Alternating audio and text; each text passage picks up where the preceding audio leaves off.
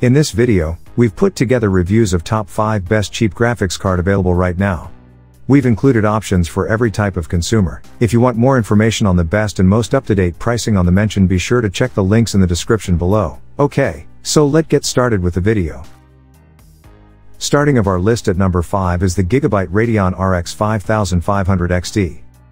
Right now, an RX 5500 XT is your best option if you're seeking for the finest budget graphics card around $200. Occasionally, you might be able to get an RX 590 or GTX 1660 for under $200, but as of right now, it's hard to locate an RX 590 anywhere, and every GTX 1660 costs more than $200. As a result, the Gigabyte RX 5500 XT is your best option if you have roughly $200 to invest. This Gigabyte card has a 1647 MHz base block, 8 GB of VRAM, and Gigabyte's dual-fan WindForce 2X design. This RX 5500 XT is a wonderful option for a tiny form factor PC because it just measures 8.9 inches long with its dual-fan setup. In the end, the RX 5500 XT will be able to play any game at 1080p without experiencing any issues. At number 4 is the XFX Radeon RX 570. This XFX Radeon RX 570 graphics card is a superb choice if your spending limit is $150 or less. Even while the RX 570 is slightly slower than both the RX 5500 XT and the RX 580, it can still play the majority of games at least at medium settings on a 1080p monitor. With a length of 9.6 inches, this card is the longest choice on the list. It is still small enough to fit in the majority of contemporary cases, though. Additionally, it has 4 GB of VRAM and a basic clock speed of 1264 MHz. In general, an RX 570 is definitely your best option if you don't have the money to purchase an RX 5500 XT or RX 580, or GTX 1650 Super. And as of the time this article was being written, this XFX card delivers the best price to performance among the RX 570s that are now available on the market. Top 3 at our list is the EVGA GeForce GT 1650 Super.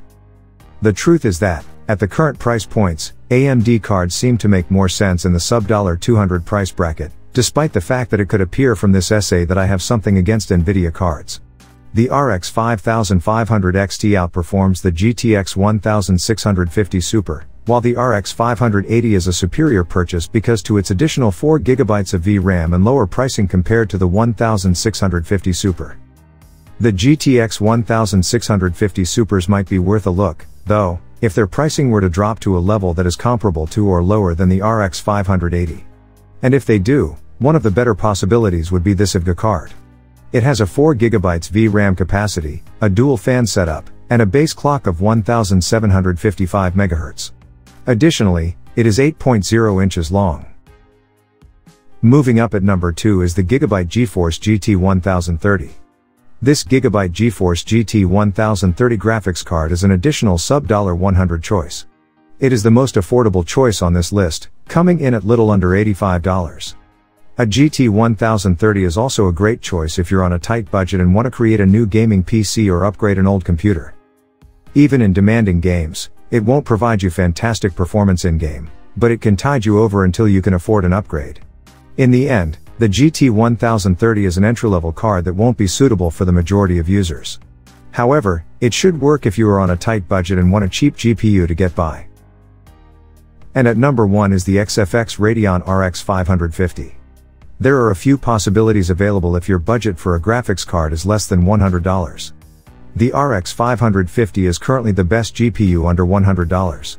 And as of the time this guide was updated, XFX's core version was the best RX 550 currently on the market. This card has a basic clock speed of 1203 MHz, 4 GB of VRAM, and a single fan cooling setup. The RX 550 is only 6.7 inches long due to the single fan arrangement. So it's a perfect choice for a tiny gaming PC build that is on a tight budget. On a 1080p monitor, you should be able to play most games at least at lower settings. This card is adequate for less taxing games like League of Legends, and you can play more taxing games on lower settings until you have enough money to upgrade to a more strong card. So that sums up today's video. We hope you enjoyed, and if you did, please leave a like on the video. And if you new here, hit that subscribe button. Until next video, have a great day.